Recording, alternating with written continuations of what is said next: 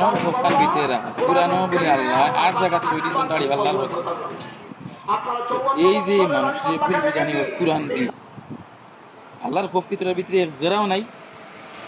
আরো জনে বলতেছে যে আমি যদি আল্লাহ বাস যদি করি নির্বাচিত করে উমরা তাহলে হজ করি আপনারা নিয়ে উমরাতে মানুষ যাবে। এত লোক লালসা দিয়া নির্বাচনী এগুলা ঠিক না। কারণ বলতেছে আমরা যদি জয়ী হই ইসলামের জয় হবে তো বাফাল ইসলাম এগুলো তোর বাফাল ইসলাম নেই। এরপরে বলতেছে কোরআনের জয় হবে এই কোরআন কি তো বাপের নেই। আল্লাহ রব্বুল আলামিন যে সর্বপ্রথম আগে ইসলামের জয় করেছেন তুমি বাস করলে ইসলামের জয় হবে এমন কোন কথা আছে? তোরা কি মরণের খোঁজ নাই?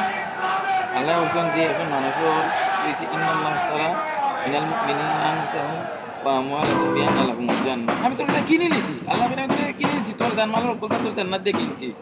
তো মানুষের ভিতরে খৌফ থাকার দরকার আল্লাহ তো অলরেডি কিনে নিছে কিন্তু তুই যে আজকে মানুষের এইভাবে প্রচারণা চালাইছিস এগুলা কি?